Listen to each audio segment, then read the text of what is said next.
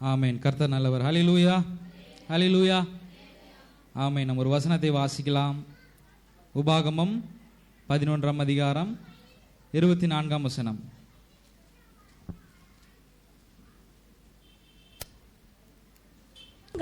உங்கள் உள்ளங்கால் மிதிக்கும் இடமெல்லாம் உங்களுடையதாயிருக்கும்.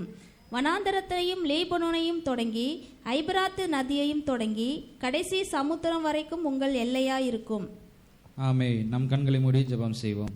பரிசுத்த ஆவியானவரே, நாங்கள் துதிக்கிறோம், போற்றுகிறோம். நீர் ஆசீர்வதித்து கொடுத்த அந்த நல்ல தெய்வக்காக நன்றி செலுத்துகிறோம். இந்த 3வது ஆராதனையில் எங்களோடு கூட இருந்து நீர் பேசி இடைபடுவீராக. உம்முடைய கரம் எங்களோடு கூட இருந்து ஆண்டவரே ஸ்தோத்திரம். இந்த வசனத்தின் மூலியமாக தேவன் நீர் எங்களோடு என்ன பேச சித்தமாயிருக்கிறீரோ அதை நீர் ஆண்டவரே நீர் பேசவும் நாங்கள் கேட்கவும் தேவன் நீர் எங்களுக்கு கிருபை பாராட்டும்படியாக ஜெபிக்கிறோம். எல்லாருடைய மனக்கண்களை தேவன் திறந்து கொடுங்க. ஆசீர்வாதத்தால் நிரப்பிடுங்க, கிருபையினால் நிரப்பிடுங்க. இயேசு மூலம் ஜெபிக்கிறோம் பிதாவே, ஆமேன், ஆமேன், ஆமேன். நம்ம இந்த வசனத்தில் நம்ம வாசிக்கிறோம், உங்கள் உள்ளங்கால் மிதிக்கும் இடமெல்லாம் உங்களுடையதாயிருக்கும். வனாந்திரத்தையும் லீபனோனையும் தொடங்கி ஐபிராத் நதியும் தொடங்கி கடைசி சமுத்திரம் வரைக்கும் உங்கள் எல்லையாயிருக்கும். ஹல்லேலூயா, ஹல்லேலூயா. கர்த்தர் நல்லவர். தேவன் இஸ்ரவேல் பிள்ளைகளுக்கு வாக்குத்தத்தங்களை கொடுத்திருக்கிறார். இந்த வசனத்தில் கர்த்தர் நம்முடைய வேதாகமத்தில் 2 பேருக்கு தான் இந்த வாக்குத்தத்தத்தை கொடுத்திருக்கிறார். முதலாவது நபர் யார் என்றால் நம்முடைய விசுவாசத்தின் தகப்பனாகிய ஆபிரகாம். அவருக்கு தான் நீ எங்கெங்கெல்லாம் நடக்கிறீங்களோ, எந்தெந்த இடத்துல எல்லாம் உன்னுடைய காலடி படுதோ எல்லாத்தையும் உனக்கு நான் கொடுப்பேன் அப்படின்னு சொல்லி வாக்குத்தத்தம் பண்ணார். 2வது நபர் யார் அப்படி என்றால் மோசே. மோசேவுக்கு இந்த அதே வாக்குத்தத்தத்தை கொடுத்தார். உங்களுடைய மக்கள் எந்தெந்த இடத்துலலாம் காலடி எடுத்து வைத்து கானான் தேசம் போகிறார்களோ அந்த எல்லா தேசத்தையும் உங்களுக்கு நான் கொடுப்பேன் அப்படின்னு சொல்லி தேவன் இந்த இடத்துல வாக்குத்தத்தம் செய்திருக்கிறார். அல்லேலூயா. திடன் கொள்ளுங்கள் என்று இந்த பிரசங்கத்தினுடைய தலைப்பை குறித்து நாம் பார்ப்போம். யோசுவா 1ஆம் அதிகாரம் 3ஆம் வசனம்.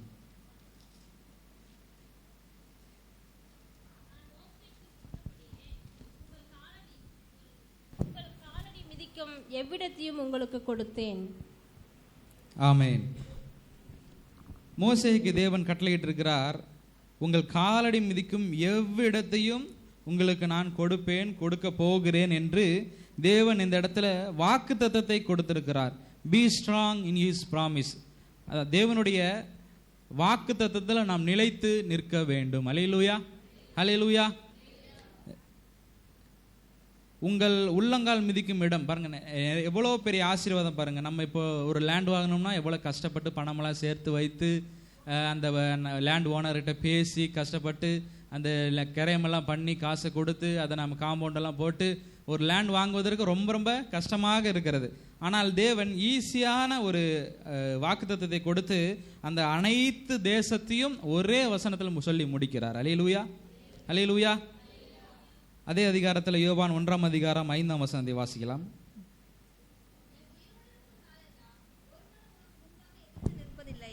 நான் மோசேயோடு இருந்தது போல உன்னோடும் இருப்பேன். நான் உன்னை விட்டு விலகுவதும் இல்லை, உன்னை கைவிடுவதும் இல்லை. ஆமென். இந்த இடத்துல நாம் பார்க்கிறோம், யோசுவாவை குறித்து நாம் பார்க்கிறோம். இந்த நம்ம 3 வாரங்களாக யோசுவாவை குறித்தே நம்ம பார்த்து கொண்டே வருகிறோம். யோசுவா மோசேக்கு உதவியாக இருக்கிறார். மோசே இருந்த காலத்தில் மோசே செய்த ஊழியங்கள் அவர் என்னென்ன சொன்னாரோ அது போய் யோசுவா தான் போய் எல்லாருக்கும் கன்வே பண்ணிட்டு வந்தார். மக்கள்கிட்ட சொல்லி மக்கள் என்ன குறைகளை சொல்கிறாங்களோ அது ரிட்டன் மோசே கிட்ட சொல்லி ஒரு நடுவில் இருந்து ஒரு எல்லாத்துக்கும் கிளியர் பண்ணிட்டு இருந்தார். எல்லாருடைய பிரச்சனைகளையும் சரி பண்ணிக்கிட்டு இருந்தார் யோசுவா நடுவராக இருந்து. அப்போது மோசே இறந்து போன பின்பு அடுத்து யோசுவாவை தேவன் ஏற்படுத்தி இருக்கிறார். யோசுவாவை கர்த்தர் ஏற்படுத்தும் பொழுது யோசுவாவுக்கு ஒரே ரொம்ப பயமாக இருக்கிறது. இஸ்ரவேல் ஜனங்கள் லட்சக்கணக்கான பேர் இருக்கிறாங்க. 25 லட்சத்துக்கு மேலே இருக்கிறாங்க. அவ்வளோ ஜனங்கள் ஒரே ஒருத்தர் சொல்கிறது எப்படி கேட்பாங்க? நான் மோசே சொன்னதெல்லாம் கேட்டாங்க, எப்படி ஆண்டவரே நான் சொல்கிறது எப்படி கேட்பாங்க? நானே ஒரு அசிஸ்டண்டாக தானே இருந்தேன் மோசேக்கு, எப்படி நான் சொல்கிற வசனத்தை கேட்பாங்க? ஆண்டவர் நீங்கள் பேசுகிறத அவங்கக்கிட்ட சொன்னால் அக்செப்ட் பண்ணிக்க ஏற்றுக்க மாட்டாங்களே அப்படின்னு சொல்லி யோசுவா ரொம்ப பயந்துக்கிட்டே இருக்கிறார். அப்போ தான் தேவன் ஒரு வாக்குத்தத்தத்தை கொடுத்திருக்கிறார். நீ உயிரோடு இருக்கும் நாளெல்லாம் ஒருவனும் உனக்கு முன்பாக எதிர்த்து நிற்பதில்லை. அல்லேலூயா, அல்லேலூயா. நான் மோசேயோடு இருந்தது போல உன்னோடும் இருப்பேன், நான் உன்னை விட்டு விலகுவதும் இல்லை, உன்னை கைவிடுவதும் இல்லை என்று தேவன் வாக்குரைத்திருக்கிறார். அல்லேலூயா. தேவனுடைய பிரசன்னத்தில் நாம் இருக்கும் பொழுது யாராலையும் எவனாலையும் ஒன்றும் பண்ண முடியாது. அல்லேலூயா. ஆண்டவருடைய பாதுகாப்பின் கரத்தில் நாம் இருக்கும் பொழுது யாராலையும் ஒன்றும் செய்ய முடியாது ஆண்டவருடைய பிள்ளைகள். அல்லேலூயா. விசுவாசிக்கிறீங்களா? விசுவாசிக்கிறீங்களா? ஆமேன். கர்த்தர் நல்லவர். யோசுவா அந்த பயத்தை நீக்குவதற்காக இந்த வசனத்தை தேவன் சொல்றாரு. ஏன்னா லட்சக்கணக்கான ஜனங்கள் இருக்கிறாங்க. யாராவது வந்து ஒருத்தர் கல்லறிய ஸ்டார்ட் பண்ணிட்டாங்கன்னா மொத்தமாக எல்லாரும் கூட்டு சேர்ந்து யோசுவாவை வந்து அடிச்சே கொண்டுருவாங்க.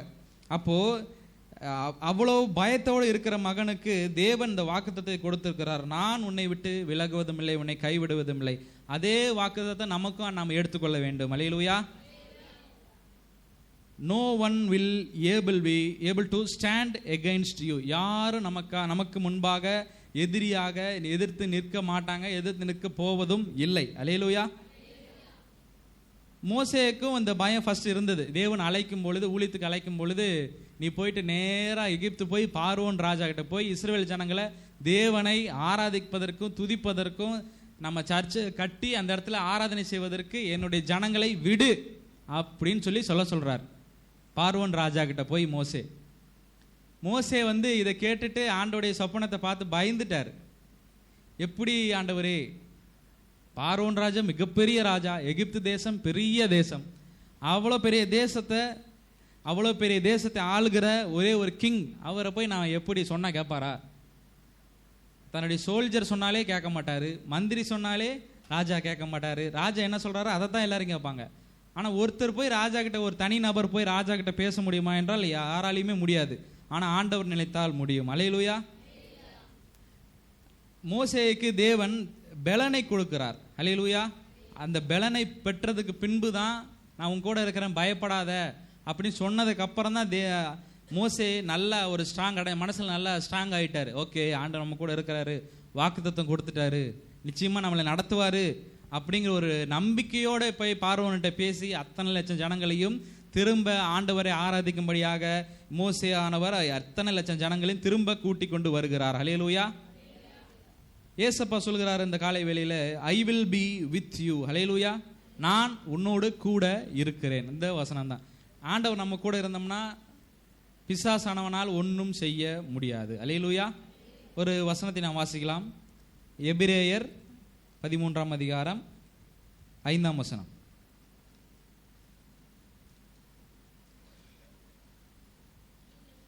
இல்லாதவர்களாய் நடந்து உங்களுக்கு இருக்கிறவைகள் போதும் என்று எண்ணுங்கள். நான் உன்னை விட்டு விலகுவதும் இல்லை, உன்னை கைவிடுவதும் இல்லை என்று அவர் சொல்லியிருக்கிறாரே. ஆமேன். இந்த இடத்துல நம்ம பார்க்கிற ஆண்டவர் நம்ம கூட ஏற்கனவே இருக்காருன்னு சொல்லிட்டாங்க. அப்போ நிறைய ஆசீர்வாதங்கள் வந்து கொண்டே இருக்கும். அப்போ நடுவில் வந்து ஒரு அப்டக்கல் மாதிரி ஆண்டவர் இந்த வசனத்தை வைத்திருக்கிறார். நீங்கள் பண ஆசை இல்லாதவர்களை நடந்து உங்களுக்கு இருக்கிறவைகள் போதும் என்று எண்ணுங்கள். அல்லேலூயா. நம்ம இருக்கிறத வச்சு நம்ம என்ன செய்யணும்? சந்தோஷமா இருக்கணும் கர்த்தரை. ஏன்னா நம்ம இத்தனை நாளாக ஆண்டவர் வந்து பிறந்த நாள் முதலாய் இத்தனை வயசு வரைக்கும் கண்ணின் கருவிழி போல பாதுகாத்து கொண்டார். அல்லேலூயா. கொரோனா வந்ததில் எல்லாரும் எப்படி பயந்துட்டு இருந்தாங்க, மாஸ்கெல்லாம் போட்டு அப்படியே 3 வருஷம் 2 வருஷம் வெளியவே விடவே இல்லை. ஸ்கூல் இல்லை, காலேஜில், வேலை இல்லை, கடை இல்லை, ஹோட்டல் இல்லை, எதுவுமே இல்லை. வேலை செய்கிறவங்களாம் ரொம்ப ஜாலியாக இருந்தாங்க வீட்லேயே. அப்பாடா நமக்கு 2 வருஷம் லீவ் விட்டாங்க கொரோனா அப்படின்னு சொல்லி எல்லாரும் அந்த நோயை கண்டு பயந்துட்டு இருந்தாங்க 2 வருஷம். அப்போது அந்த நோயை கண்டு பயப்படுற பிள்ளைகள் ஆண்டவருக்கு அந்த நேரத்தில் தான் முக்கியத்துவம் கொடுத்தார்கள். அல்லேலூயா. அந்த பெரிய பிரச்சனை வந்ததுக்கப்புறம் தான் கடவுள்னு ஒருத்தர் இருக்கிறாரு, அவர் நம்ம எப்படியும் காப்பாற்றிடுவார். பூஸ்டர் ஊசி போட்டாலும் காப்பாற்ற முடியல, கொரோனா தடுப்பூசி போட்டாலும் காப்பாற்ற முடியல, நிறைய பேர் செத்துட்டாங்க. ஆனால் ஆண்டவருடைய பிள்ளைகள் எந்த ஊசியுமே போடாமல் ஆண்டவர் பாதுகாத்து கொண்டார். அல்லேலூயா. அல்லேலூயா. ஏன்னா கர்த்தர் தான் நமக்கு எல்லா காரியங்களையும் நீக்கி விடுவிக்கிற தேவன், வல்லமை உள்ளவராக இருக்கிறார். இந்த இடத்துல நாம் பார்க்கிறோம், நான் உன்னை விட்டு விலகுவதும் இல்லை, உன்னை கைவிடுவதும் இல்லை. அல்லேலூயா. அல்லேலூயா. இந்த வசனத்தை நம்ம ஏற்கனவே படிச்சு இல்லையா? பழைய ஏற்பாட்டில் யோவான் 1ஆம் அதிகாரம் 5ஆம் வசனத்தில் அந்த வசனத்தை சொன்னார், நான் உன்னை விட்டு விலகுவதும் இல்லை, உன்னை கைவிடுவதும் இல்லை. அந்த வாக்குத்தத்தம் வந்து இஸ்ரவேல் ஜனங்களுக்கு பழைய ஏற்பாட்டு காலத்தில் 25 லட்சம் ஜனங்களுக்கு அந்த ஒரு வாக்குத்தத்தை கொடுத்தார்.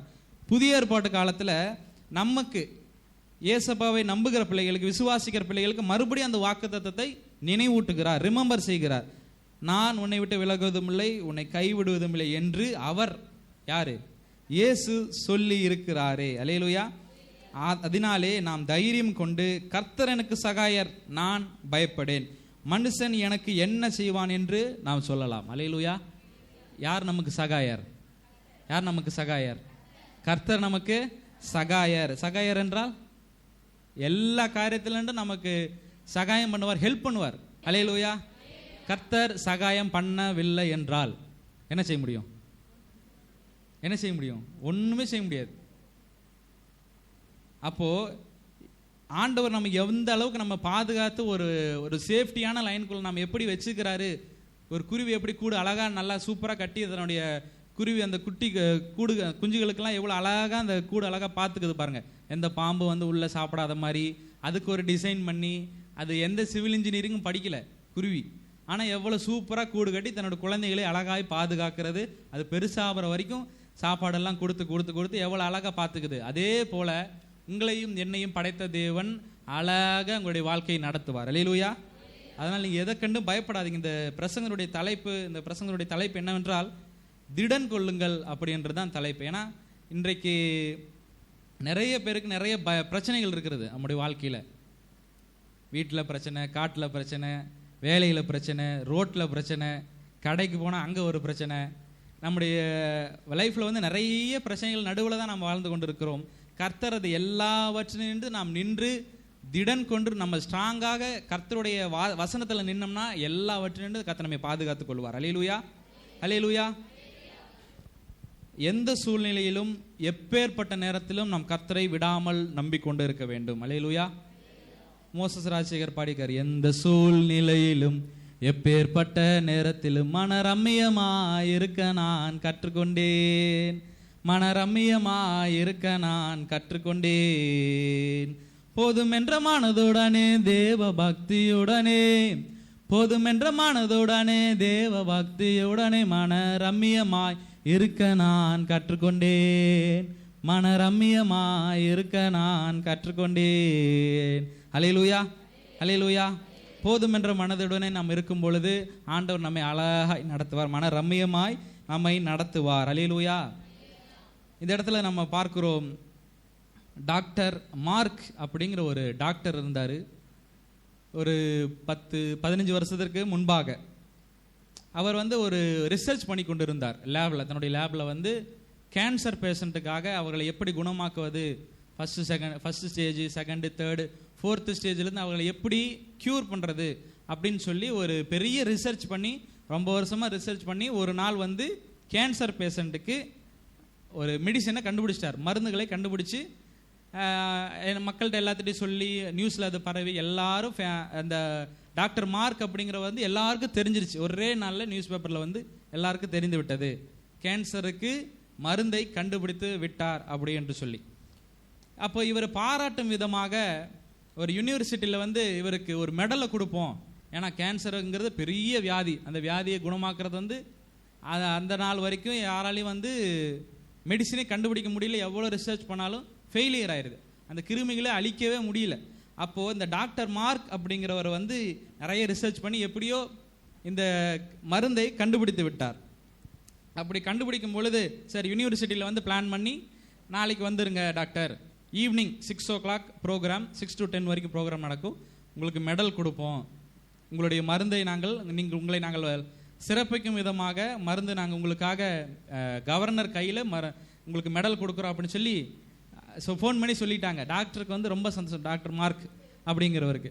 அப்படி ரொம்ப சந்தோஷப்பட்டு சரி ஓகே, அங்கே நம்ம அந்த இவர் வீட்டில் இருந்து காலேஜ் யூனிவர்சிட்டி ட்ராவல் பண்ணுறதுக்கு ஒரு 6 மணி நேரம் ஆகும்.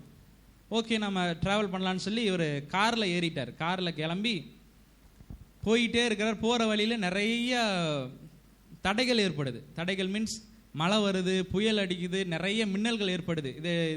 இந்த ஊர் என்னவென்றால் சிகாகோ, அமெரிக்கா சிகாகோ நகரத்தில் இவர் போயிட்டு இருக்கிற வழியில் நிறைய பிரச்சனைகள் ஏற்படுது. 6 hours அந்த யூனிவர்சிட்டிக்கு எப்படியாவது நீங்கள் போயே ஆகணும், இன்னைக்கு கிளம்புனா தான் நாளைக்காச்சும் நம்ம போய் சேர முடியும், கொஞ்சம் ரெஸ்ட் எடுத்துட்டு ஹோட்டலில் தங்கிட்டு அப்புறம் நம்ம யூனிவர்சிட்டி போயிடலாம் அப்படி சொல்லி ஒரு பிளான் பண்ணி நாளே கிளம்பிட்டார். கிளம்பி போயிட்டு இருக்கிற வழியில் 2 hours ட்ராவல் பண்ணிட்டாங்க. அதுக்கப்புறம் 4 மணி நேரம் இருக்குது. போயிட்டே இருக்கிறாங்க. அதுக்கு மேலே ஃபுல்லாக இருட்டு கட்டிடுச்சு. நம்ம ஈவினிங்கில் எப்படி நல்லா இருட்டு கட்டிடுது இல்லை, அந்த மாதிரி பெரிய புயல் காற்று வந்து மழையும் பெய்யுது, காற்று அடிச்சுக்கிட்டே இருக்குது. டிரைவரால் ஓட்டவே முடியல.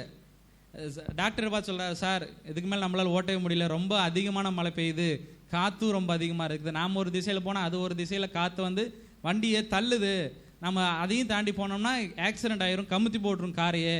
அதனால் வேறு ஏதாவது நம்ம இங்கேருந்து எங்கே தங்கிட்டு அடுத்த நாள் போகலாமா அப்படின்னு சொல்லி டிரைவர் வந்து டாக்டர் பார்த்து கேட்குறாரு. டாக்டர் சொல்கிறார், அதெல்லாம் முடியாது, எப்படியோ ஒன்று பார்த்து போங்க, ஸ்லோவாக கூட போங்க, எப்படியோ நான் இன்னைக்கு போயே ஆகணும், நாளைக்கு எனக்கு மெடல் காத்திருக்கிறது அப்படின்னு சொல்லி இவர் சொல்கிறாரு. சரின்னு சொல்லி டிரைவர் ரொம்ப கஷ்டப்பட்டு ஒரு 1 hour அதுக்கப்புறம் ட்ராவல் பண்ணுறாரு. அது முடியவே இல்லை. இதுக்கு மேலே முடியவே முடியாது டாக்டர்னு சொல்லி ஒரு அதே போகிற வழியில் அப்படியே லெஃப்ட் கட் பண்ணி காரை நிப்பாட்டி விட்டு இதுக்கு மேலே முடியாது டாக்டர், நீங்கள் எங்கேயாச்சும் இங்கே பக்கத்தில் இருக்கிற வீட்டில் போய் தங்கிக்கங்க, நீங்களும் நானும் அங்கே போய் தங்கிட்டு நாளைக்கு காலையில் நம்ம நேராக அதுக்குள்ளே எல்லா மழையும் புயலெல்லாம் நின்றும், நம்ம காலையில் சூப்பராக போயிடலாம், நீங்கள் சொன்ன நேரத்தில் கொண்டு போய் நான் விட்டுறேன், பயப்படாதீங்க அப்படின்னு சொல்லி டாக்டருக்கு ஆறுதல் சொல்லி டிரைவர் சொல்கிறாரு. சரின்னு சொல்லிட்டு அருகில் இருந்த வீட்டுக்கு போய் காலிங் பெல் அடிக்கிறார். டாக்டர் வந்து அந்த ஒரு அம்மா வீட்டுக்கு போயிட்டு காலிங் பெல் அடிக்கிறார். அதுக்குள்ளே ஃபுல்லாக அவங்கெல்லாம் போகிற வழியே ஃபுல் மழை இல்லையா, நனைஞ்சிட்டு போய் காலிங் பெல் அடித்தோன்னே அந்த அம்மா வந்து ஒரு லேடி வந்து டோர் ஓப்பன் பண்ணுறாங்க. என்னாச்சுங்க சார் அப்படின்னு சொல்லி கேட்கும்பொழுது, இங்கே நான் ஊருக்கு போகணும், மழை வந்தனால இங்கே வந்துட்டேன், எங்களுக்கு எப்படியோ இங்கே தங்கறதுக்கு கொஞ்சம் இடம் கிடைக்குமா அப்படின்னு சொல்லி கேட்கும் பொழுது அந்த லேடிஸ் வந்து சரி ஓகே வாங்க அப்படின்னு சொல்லி உள்ளே உட்கார வச்சு அவங்களுக்கு ஒரு டீ, சூடான ஒரு டீ கொடுக்குறாங்க. டீ கொடுத்துட்டு ஒரு துண்டு கொடுக்குறாங்க. ஏன்னா நம்ம ஃபுல்லாக நனைஞ்சிட்டார்ல, நல்லா தலையெல்லாம் தோட்டிட்டு இவர் இருக்கிறார். தலை தோட்டிட்டு இருக்கும் பொழுது அந்த லேடிஸ் வந்து அந்த டாக்டர் பார்த்து சொல்கிறாங்க, சார் வெயிட் பண்ணுங்க, இந்த டைம் வந்து எனக்கு ப்ரேயர் பண்ணுற டைம், சரிங்களா, நீங்கள் யாராக வேணாலும் இருக்கலாம், அதை பற்றி எனக்கு எந்த பிரச்சனையும் கிடையாது, எனக்கு இது ஜெப நேரம், நானும் ஆண்டவரும் பேசுகிற இடைப்படுகிற நேரம், அதனால் வந்து நீங்கள் 1 hour வெயிட் பண்ணுங்க, நான் அதுக்குள்ளே போயிட்டு ப்ரேயரை முடிச்சுட்டு வந்தேன்னு உங்களுக்கு சாப்பாடு டிஃபன் நைட்டு டின்னர் ரெடி பண்ணி தரேன், அதனால் நீங்கள் வந்து வெயிட் பண்ணுங்க அப்படின்னு சொல்கிறார். சரி ஓகே, இவரும் டாக்டர் சே தானே, நம்மளே அவங்க வீட்டில் ஓசியில் தான் இருக்கோம், அதனால் நம்ம வந்து எதுவும் சொல்லக்கூடாது அப்படின்னு சொல்லிட்டு இவரும் சரி ஓகே மேடம் அப்படின்ட்டாங்க. அந்த அம்மாவும் போயிட்டு நல்லா 1 hour நல்லா ஜெபம் பண்ணிட்டு தன்னுடைய மகனுக்காக ஜெபம் செய்திருக்கிறாங்க. இந்த ஜெபத்தை எல்லாம் இவர் வந்து ஹாலில் இருந்து கேட்டுக்கிட்டே இருக்கிறார்.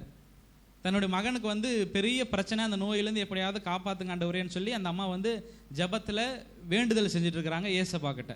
அந்த 1 hour ப்ரேயரை முடிச்சுட்டு வந்து இந்த டாக்டருக்கு, அந்த டாக்டர்னு இவங்களுக்கு தெரியாது, சார்னு தான் சொல்லிட்டு இருக்காங்க.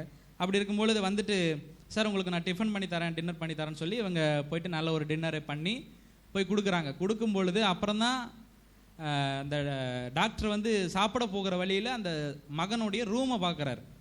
அங்கே படுத்த படுக்கையாக டியூபெல்லாம், அந்த உடம்பு சரியில்லாதவங்க நிறைய டியூபெல்லாம் உடம்புல சொருவி இருப்பாங்களே, குட்டி குட்டியாக நிறைய இடத்துல, அந்த டியூபெல்லாம் நிறைய சொருவி ரொம்ப வந்து அந்த ட்ரிப்ஸ்லாம் இறங்கிட்டே இருக்குது. அதை பார்த்துட்டு டாக்டருக்கு ஒரு குழப்பம், என்னது இவர் வீட்டுக்குள்ளாரே இவ்வளோ பிரச்சனைகள் இருக்குது அப்படின்னு சொல்லிட்டு அந்த சாப்பிடும் பொழுது அந்த அம்மாட்ட கேட்குறாங்க, என்னாச்சுங்கம்மா அந்த பையனுக்கு, உங்கள் வீட்டில் இருக்க அந்த பையனுக்கு என்னாச்சு, உடம்புல எல்லாம் நிறைய டியூப் சரி இருக்காங்களே, என்ன பிரச்சனை அப்படின்னு சொல்லி கேட்கும்பொழுது, அவனுக்கு வந்து கேன்சர் சார், அது இது நாள் வரைக்கும் குணப்படுத்தவே முடியாது அப்படின்னு சொல்லி எல்லா டாக்டரும் சொல்லிட்டாங்க, நிறைய டாக்டர் பார்த்தோம் ஆனால் முடியல, ஆனால் ஒரு டாக்டர் இருக்கிறாங்க சிக்காகோவில் இருக்கிறாரு, அவருக்கு புதுசாக மருந்து கண்டுபிடிச்சிருக்காரு அந்த கேன்சரை குணமாக்குவதற்கு, அதனால் எங்ககிட்ட அவரை போய் பார்க்கவும் முடியல, அவர் எந்த ஊரில் இருக்காருன்னு தெரில, ஏன்னா அவ்வளோ பணம் இல்லை, நாங்கள் ட்ராவல் பண்ணி போயிட்டு மருந்து செலவு பண்ணி காசு கொடுத்து ஐசியூ வார்டில் சேர்த்தி அவனை ஃபுல்லாக க்யூர் பண்ணி ரிட்டர்ன் கூப்பிட்டு வரது என்கிட்ட சுத்தமாக காசு இல்லை, அதனால் வந்து நான் அந்த பையனை அப்படியே இங்கே இருக்கான், அவன் இருக்கிற வரைக்கும் இருந்துட்டு அப்படியே இறந்து போயிடுவான்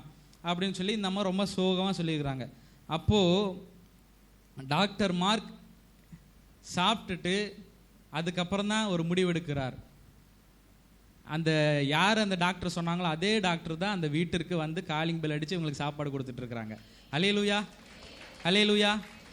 டாக்டர் மார்க், மா நீங்கள் சொன்ன அதே டாக்டர் நான் தான், என்கிட்ட தான் அந்த மருந்து இருக்குது, என்னுடைய காரில் இருக்குது மருந்து, அதனால் நீங்கள் எதுக்கும் பயப்படாதீங்க, நான் மருந்து கண்டுபிடிச்சிட்டு உங்களை மகனை எப்படியாச்சும் காப்பாற்றிடலாம் அப்படின்னு சொல்லி அதே நைட்டில் ஃபோன் பண்ணி, தன்னுடைய ஆஃபீஸ்க்கு ஃபோன் பண்ணி அந்த அம்மாவுக்கும் தன்னுடைய மகனுக்கு டாக்டருக்கு டிரைவருக்கு மொத்தம் 4 பேருக்குமே வந்து ஃப்ளைட் டிக்கெட் எடுத்து கொடுத்து, அழகாக நீங்கள் அடுத்த நாள் காலையில் ஃப்ளைட் ஏறி என்னுடைய ஹாஸ்பிட்டல் போயிருங்க, நான் இந்த ஃபங்க்ஷன் எல்லாம் முடிச்சுட்டு அடுத்த நாள் வந்து உங்களை பார்க்குறேன் என்று சொல்லி 3 மாசத்துக்குள்ளாக எல்லாத்தையும் கியூர் பண்ணி அழகாக அந்த மகனை ஆண்டவர் காப்பாற்றி விட்டார். அல்லேலூயா, அல்லேலூயா. ஆனால் அந்த மார்க்குக்கு வந்து அந்த பெரிய பிரச்சனைகள் போகிற வழியில் அந்த மெடல் வாங்குறதுக்கு நிறைய பிரச்சனைகள் வந்துச்சுல்ல. அப்போது இவர் வந்து என்ன நினைக்கிறார், நிறைய பிரச்சனைகள் வருது, நம்ம ஏன் இந்த சம்மந்தமே இல்லாமல் இந்த அம்மா வீட்டுக்கு போயிட்டு காலிங் பில் அடித்து அந்த அம்மாட்ட சாப்பாடு வாங்கிட்டு நம்ம இப்படி போயிட்டு இருக்கோமே அப்படின்னு சொல்லி நினைக்கும் பொழுது தான் அதுக்கப்புறம் தான் ஒரு அறிவு வருகிறது. கர்த்தர் நம்ம இந்த இடத்துல ஒரு நோக்கத்திற்காக தான் வர வச்சிருக்கிறாரு. அல்லேலூயா.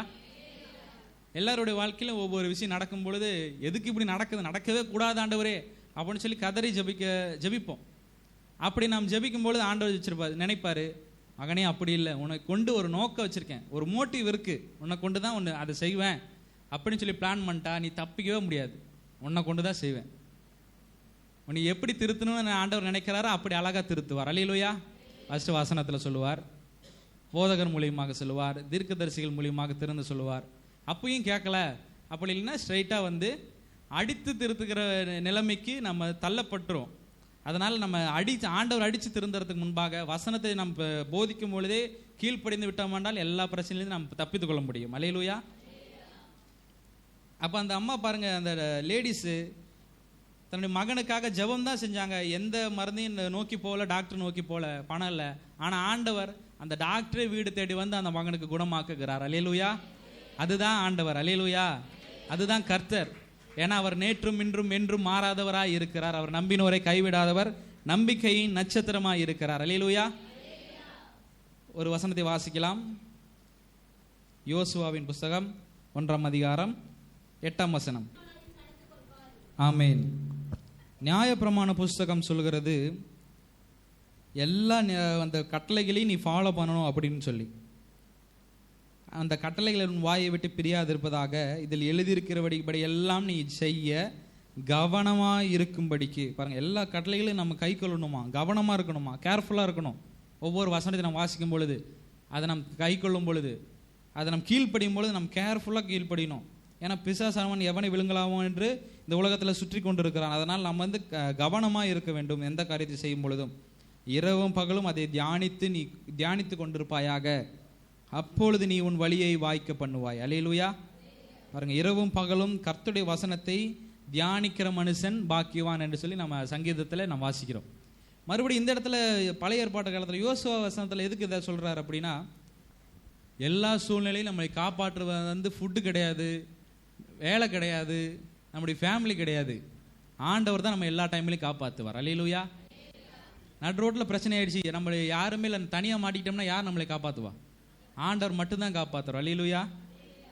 அந்த இடத்துல நம்ம இரவும் பகலும் கர்த்தருடைய வசனத்தை தினமும் தியானித்து கொண்டு இருக்கும் பொழுது, அதை செய், இதை செய்யாத, நாளைக்கு இதை செய்ய, ஆண்டோடைய வசனத்துக்கு கீழ்ப்படி, ஆராதனைக்கு நேரப்பட வேலையில் எரிந்து போ அப்படின்னு சொல்லி ஆண்டவர் நம்ம கூட பேசுவார். வசனத்தில் தான் பேசுவார்.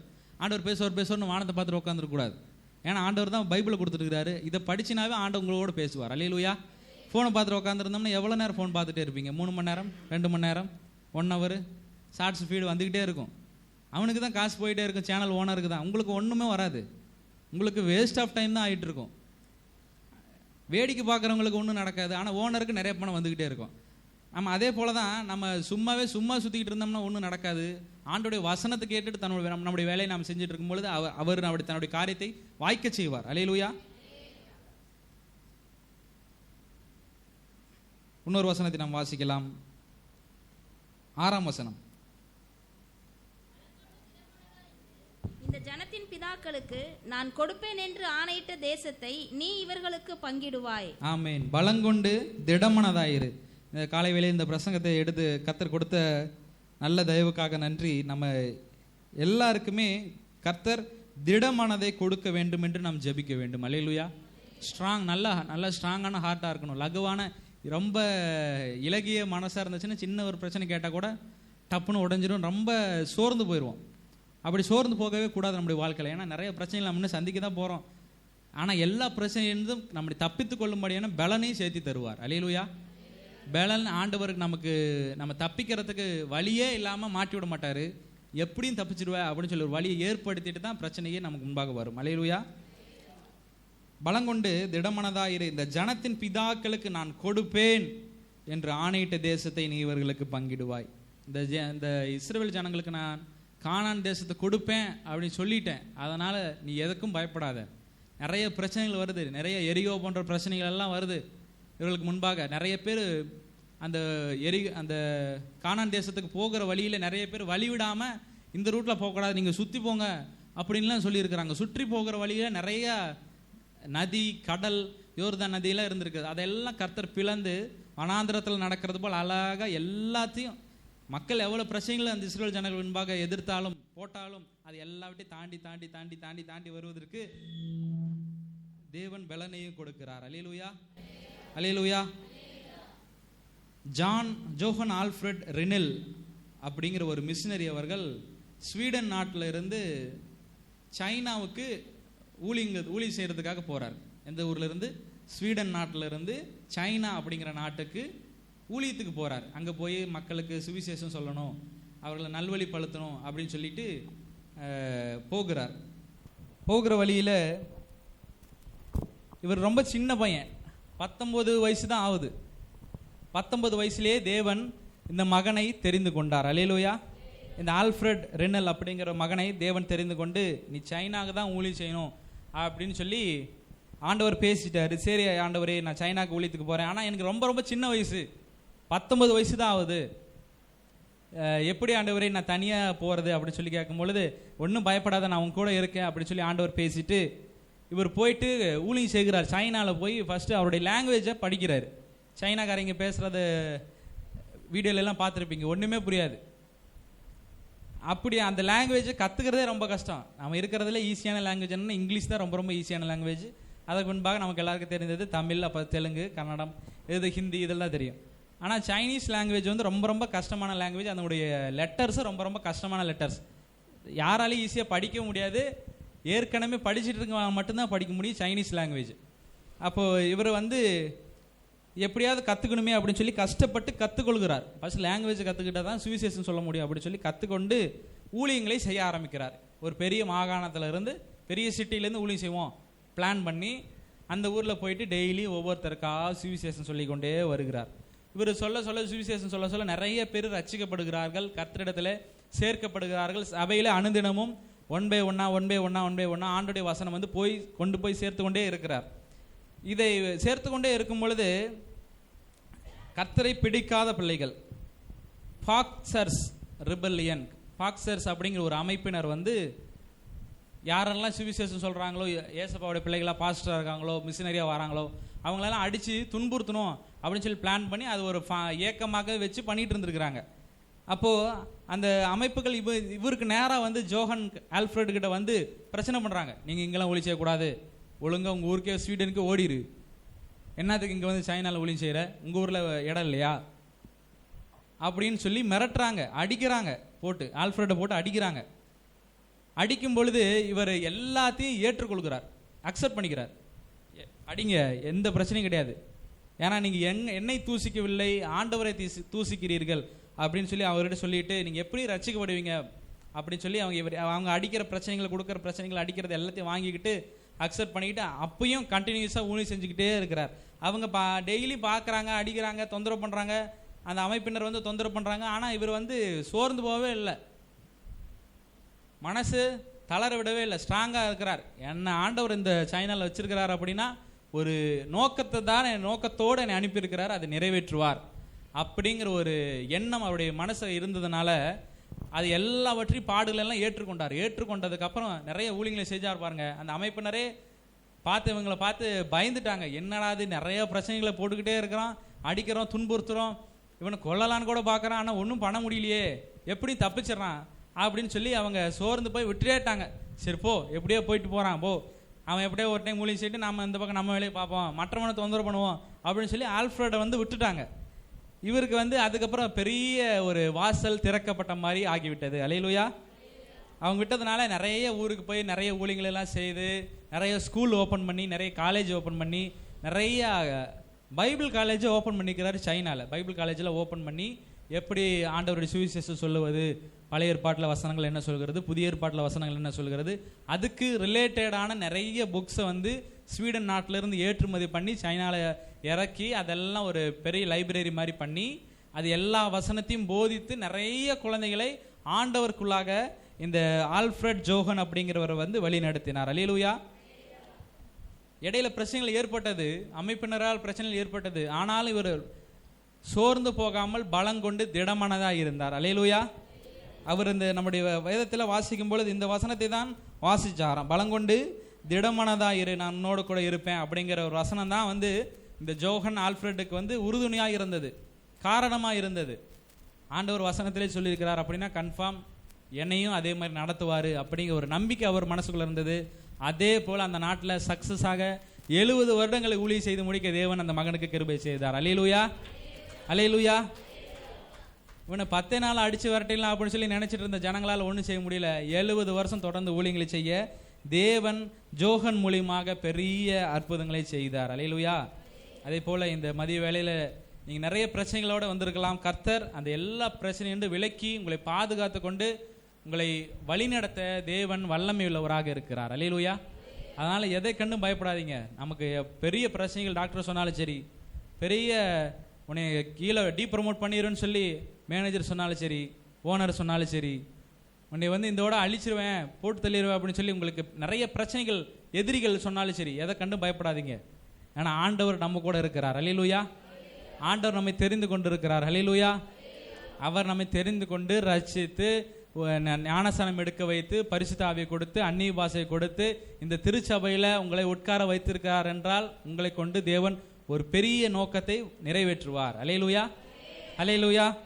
அந்த நோக்கத்திற்காக நீங்கள் ஜெபம் பண்ணுங்க. ஆண்டவரே, என்னை கொண்டு என்ன நோக்கம் வச்சிருக்கிறீங்க, நான் உங்களுக்காக ஏதாவது செய்யணும் ஆண்டவரே அப்படின்னு சொல்லி ஃபர்ஸ்ட் ஜெபம் பண்ணுங்க. அப்படி நீங்கள் ஜெபம் பண்ணும் பொழுது கர்த்தர் உங்களுக்கு வெளிப்படுத்துவார். நீ இதை செய்ய, இதை செய்யாத, கர்த்தருக்கு நீ எனக்காக என்ன செய்கிற அப்படின்னு சொல்லி நீங்கள் இறந்ததுக்கு அப்புறம் பரலோகத்தில் போகும்போது கேட்பாங்க, பூமியில் நீ என்ன செய்தாய்? நான் வீடு வாங்கினேன், காடு வாங்கினேன், தங்கம் 50 பவுன் வச்சுருந்தேன், கார் பெரிய பெரிய காராக 10 கார் வச்சுருந்தேன், வீடு வாடகை 10 வீடு வாடகை விட்டுருந்தேன் ஆண்டவரே, அதில் நிறைய பணம் நான் நிறைய சம்பாரித்தேன், பணக்காரனாக இருந்தேன், அதை தான் நான் செஞ்சேன் அப்படின்னு சொல்லி சொன்னீங்கன்னா நேரம் உங்களை நரகத்துக்கு தள்ளி விட்டுருவார். ஆண்டவர் ஒவ்வொருவரையும் வைத்திருக்கிற நோக்கம் என்னவென்றால் நாம் குறைஞ்சபட்சம் ஒரு 5 பேருக்காச்சு ஆண்டோடைய வசனத்தை எடுத்து சொல்ல வேண்டும் என்று. அல்லேலூயா. உங்களை ஆண்டவர் அழகாக ரசித்தாரா? உங்களுடைய குடும்பங்களை அழகாக பாதுகாத்தாரா? நீங்கள் எப்படியே அழகாக பரலோகம் வந்து சேர்ந்துட்டீங்க. ஆனால் உங்களுக்கு சுற்றி இருக்கிற ஜனங்கள், நண்பர்கள், உறவினர்கள், ஃபேமிலி, பெரியப்பா, சித்தப்பா, அத்தை, மாமா, பாட்டி, தாத்தா, அவங்கெல்லாம் நரகத்துக்கு போனால் பரவாயில்லையா? அவங்களாம் சொல்லுவாங்க, இவன் எப்படியாவது வந்து சுவிசேஷம் சொல்லியிருந்தானா, பூமியிலே சொல்லியிருந்தானா இயேசு நல்லவர், இயேசப்பாவை கும்பிடுங்க, அற்புதம் செய்வார்னு சொல்லியிருந்தானா நானும் அவரை நம்பி இந்நேரம் பரலோகம் வந்து சேர்ந்துருப்பேன், இவனால தான் வந்து நரகத்துக்கு நான் வந்து மாட்டிக்கிட்டேன் அப்படின்னு சொல்லி ஆண்டவர்கிட்ட கம்ப்ளைண்ட் பண்ணிடுவாங்க. உங்களுடைய சொந்தக்காரர்கள், உறவினர்கள், அக்கா, தங்கச்சி எல்லாம் ஆண்டவர்கிட்ட போய் கம்ப்ளைண்ட் பண்ணுவாங்க. இறந்ததுக்கு அப்புறம் அவங்களும் நரகத்தில் தான் இருப்பாங்க, உங்களையும் நரகத்தில் போட்டுருவாங்க. நீங்கள் எவ்வளோ நல்லவர்களாக இருந்தாலும் சரி.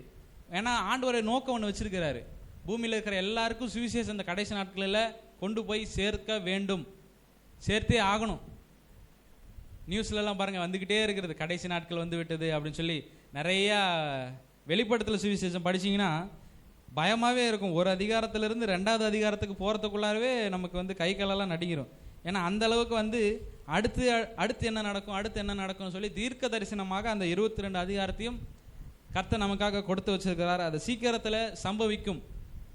அதனால் வந்து நம்ம அதற்குள்ளாக நம்ம ஒரு கூட்ட ஜனங்களை கர்த்தருக்காக ஆதாயப்படுத்தி அவருடைய நாமத்தை நாம் மகிமைப்படுத்துவோம். அல்லேலூயா.